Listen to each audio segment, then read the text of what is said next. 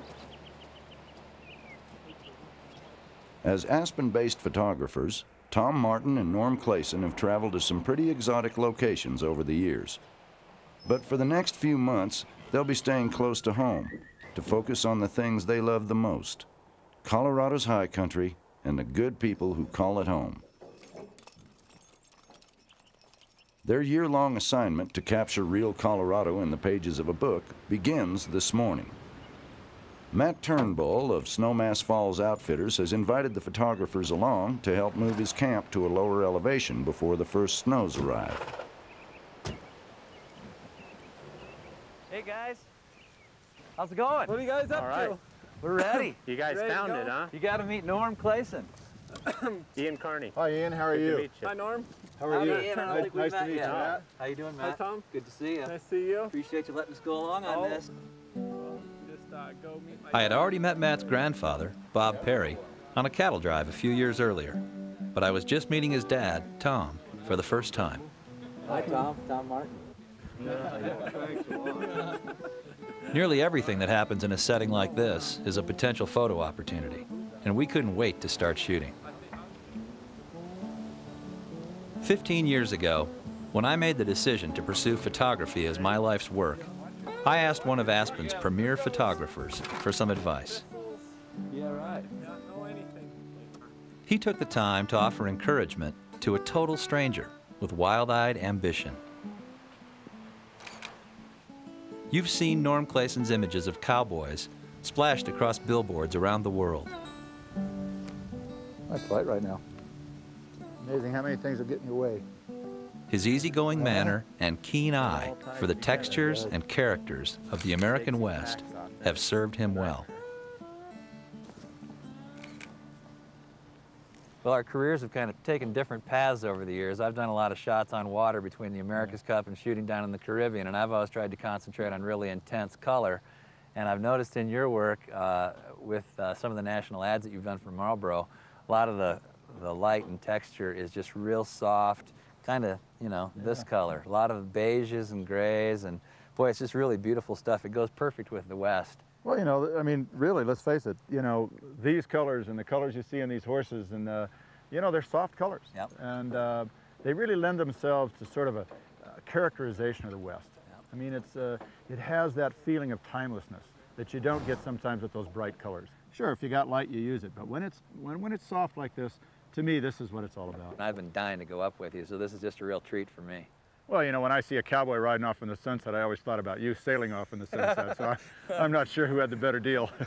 But this should be a great experience. We've got some really great wranglers here to go with, and some real characters, and I'm looking forward to it.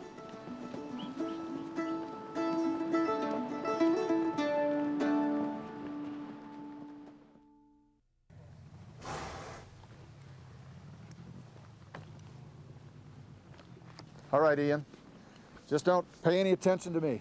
All right.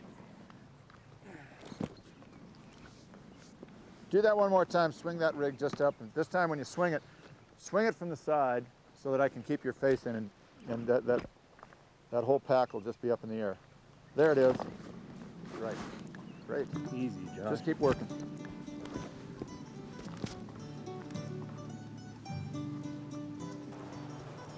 Get out of your way. Bob Perry has always loved the outdoors, and for generations, this ranch has served as a gateway to the high country for day trips and overnights.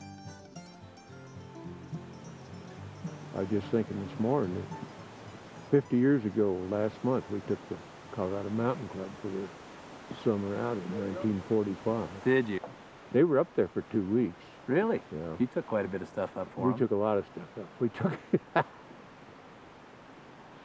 the one thing we didn't take, they had 200 pounds of popcorn. I'm not kidding you. There was 200 pounds of popcorn. And I said, what the hell are you guys going to do with this? They said, well, we want popcorn around the fire. And I said, okay, but you don't have to fill Snowmass Lake with popcorn.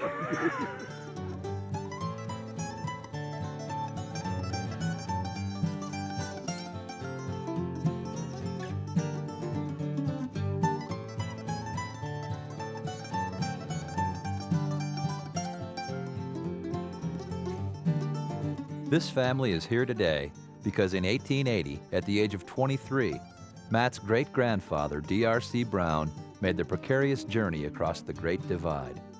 After nearly 4 months on the trail, the party was forced to dismantle their wagon and lower it over a cliff before proceeding down into the old mining camp of Aspen to forge a new life for himself and his family.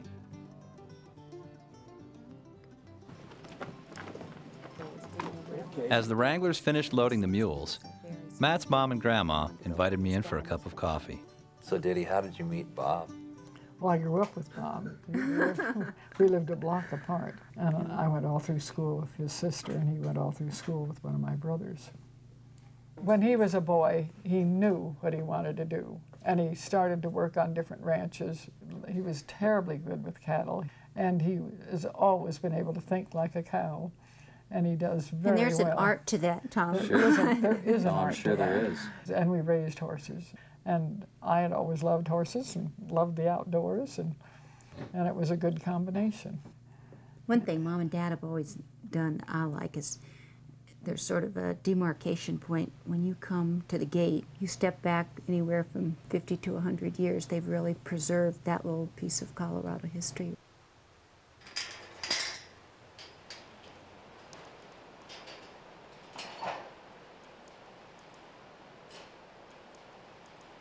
Yeah, I'm sure when Matt went away to college, you might not have been sure if he was coming back here to pursue this or where he might end up. Actually, we were pretty sure that Matt would do something outdoors. Didn't know where it would be, but ever since he was a very small boy, he wanted to go with his dad and his grandfather, and he's always loved the outdoors. Likes to shoot and hunt and ride and fish and ski and you name it outside. He's always enjoyed it. So.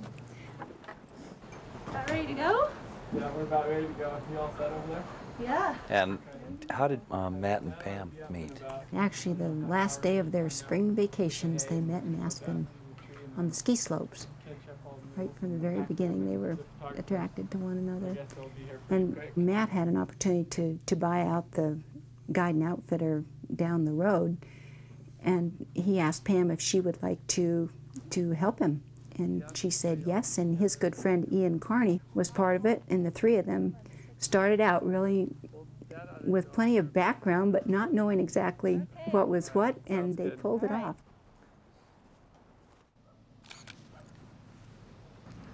I'm sure by the time this trip's over, you're going to be getting really used to hearing that thing click away.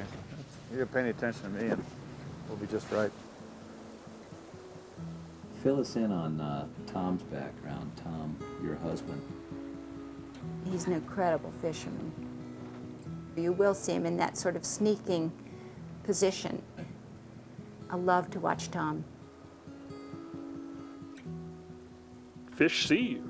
I mean, if you want to catch fish, you got to kind of get down and keep out of sight.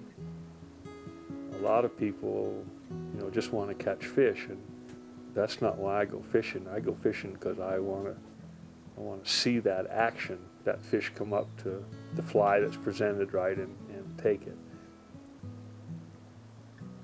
Bob's always loved to hunt too, and he's a good hunter, and we've hunted a lot together. And you used to hunt, didn't you? Oh, I've always loved to hunt, and my mother taught me to shoot. Really? Your mother was good with a pistol. And with a rifle too? Well, and with a pistol and with a rifle. Mm-hmm. I could have sat and talked with Roz and Diddy for hours, but the commotion down in the corral reminded me that we had a lot of ground to cover.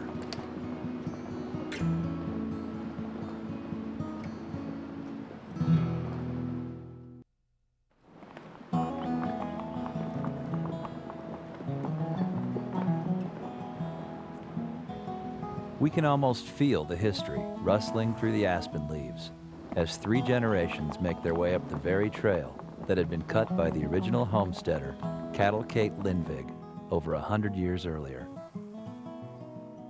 Well, Cattle Kate came from Denmark in the late 1800s, and she came to Nebraska and got off the train there, and she decided that was not for her and got back on the train and arrived in Aspen. And she learned English very quickly. And pretty soon she ran a boarding house, and then she had enough money to buy some land and bought what we call Kate's, the Snowmass Falls Ranch.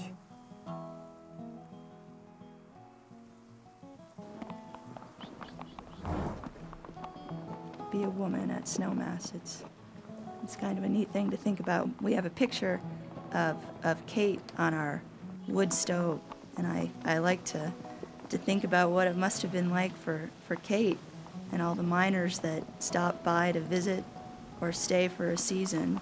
She was the only woman there, and that must have been kind of a daunting thing. But she must have been a pretty strong lady to put up with it. That's all I can say.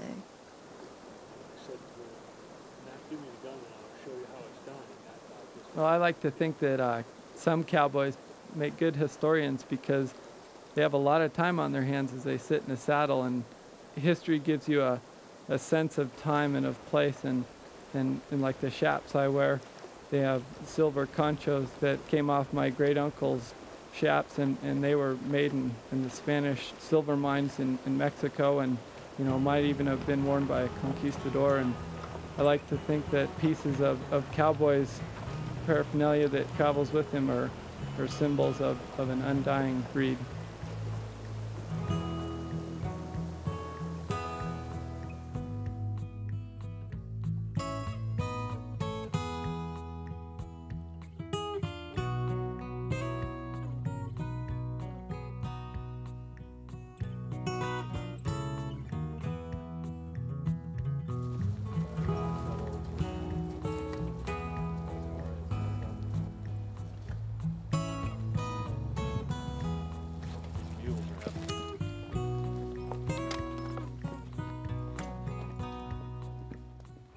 You know, really the nice thing about shooting cowboy images over the years is it's made me slow down and really appreciate the way of life these people have. These magnificent animals, along with all the saddles and the bridles and the chaps and ropes and things, they're really the tools of this trade. If you look closely enough at all the textures and the patterns, there's usually a picture in it, and it creates its own kind of art.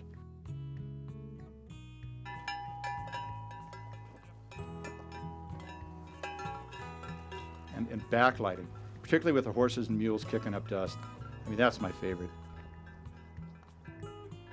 There's just something about these kinds of images that just evokes a feeling of timelessness for me. Maybe 100 years from now, somebody will look back at these pictures and say, man, I wish I'd lived back then. The Old West, it still is alive, and with any luck, Matt's great-grandchildren will be up here on horseback, and it won't look a bit different than it does today. Gotta feel good. Look at Matt's silhouette all the way back through there. Yeah. See him? Yeah. Two cowboys back in there with her out here doing something. If there's a way to backlight it. I tell you what, if we can get anything back there to pull a little light off in the back, I think we've got what we need. So we're going to try and set up a shot where we put a light gun inside the tent and just have you spreading some stuff out here. So that way we get Try to establish base camp and what it's like to be out here about this magic hour of night, getting ready to cook, getting ready to build a campfire. And we've got a tent here, and we've got this just perfect light right now, and we've got a chance to do a silhouette, which really establishes something good. And we'll just get a little light in there and do what all photographers do, which is make an illusion, and we'll go for it. Get that light on Tom's face a little bit more. There it is, you got him. His hat's just right.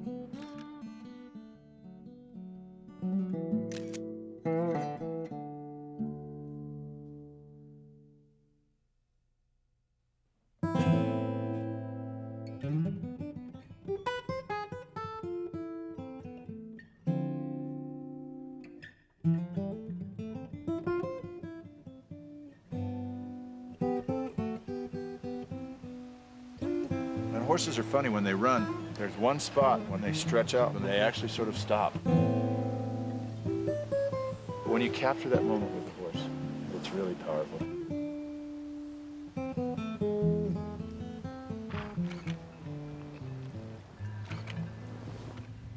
There's a lot of satisfaction in breaking horses.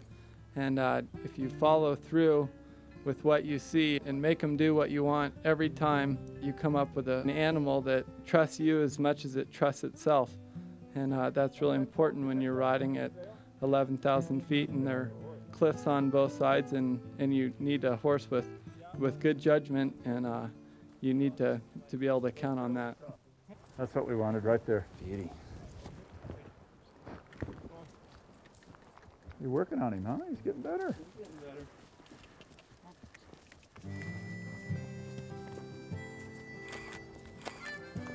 Say goodnight.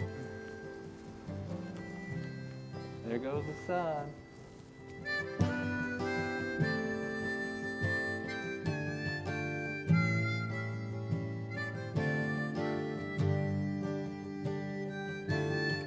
The light's just starting to leave that peak now.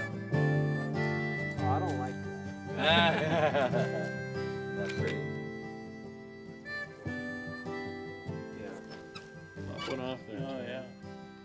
The thing that I love about Colorado is the beauty of our mountains and the dominance that they provide to the landscape.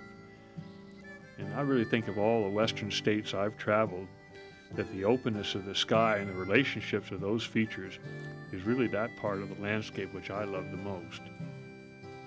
That's what Colorado's about, is being able to lose yourself in nature and learn something and enjoy it without having to be entertained otherwise.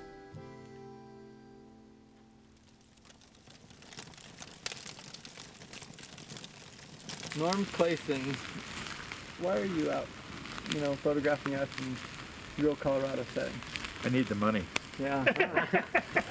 You must be taking my share then. Well, actually, it's when I talked to Tom originally about this, and he filled me in on what he wanted to do, I thought it's really a great theme. And in real Colorado, it has it has a real broad meaning. I mean, you can think about that a number of different ways. But what happens, we tend to think of Colorado just from what we hear in the news media. Yeah. And I don't know that that's really the real Colorado. Do you ever think that sometimes your profession and your success maybe with photographing has brought, more people to an area that you feel comfortable with what's happening in the surrounding area?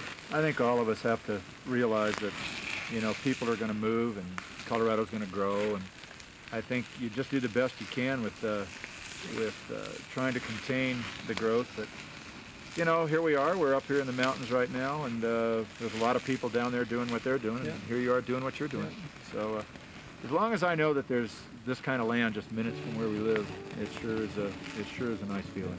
Yeah, I like that. That's a pretty good attitude. So Pam, what brought you to Colorado? Oh, it's kind of funny.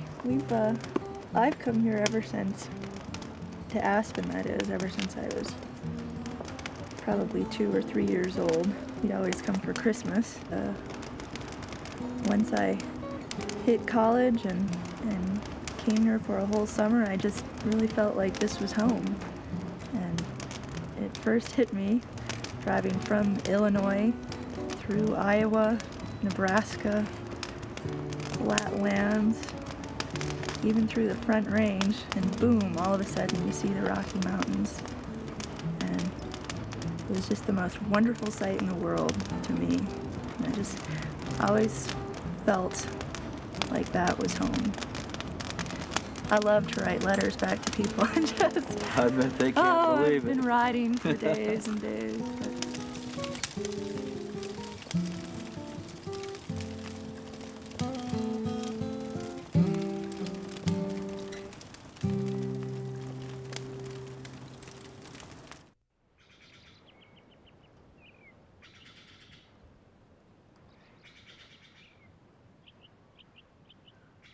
Not long after we turned in last night, the thunder and rain began. Up at this elevation, it can snow at almost any time of the year. Pretty foggy. It is pretty foggy. Another 5 degrees colder and we'd be wading through powder this morning.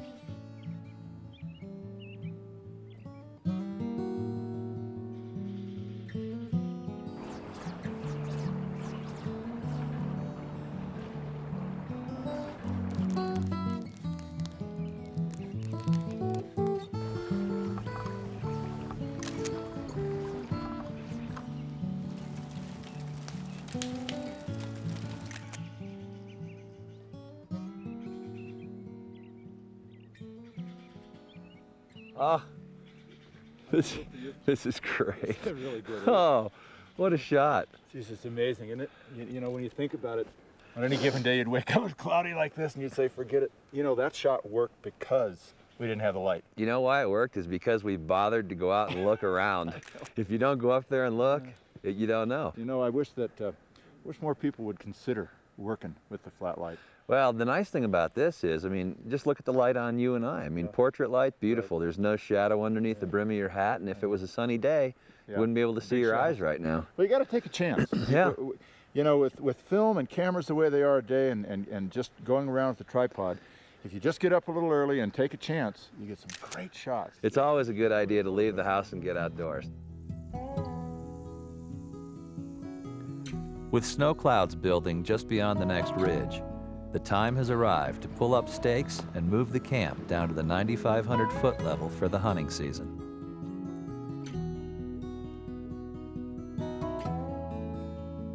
You might think that a dreary day is a day to stay indoors. The right clothing and the right attitude, that's all that's required. The flat light and low-hanging clouds provided a surprising opportunity to create some rich and timeless images for our book. There's a lesson to be learned here for us all. Pick up a few rolls of film and get outdoors with your camera. If the weather takes a turn for the worse, turn up your collar and have a good look around. Step into nature in your favorite place and create there a picture for the ages. As for Norm and myself, we'll be right up here in the high country of real Colorado. You can't go out into these mountains and not feel that something a whole lot greater than we recognize, like God created this country. And when you're sitting on top of the mountain looking, you know that you are a spiritual being as well as a physical being.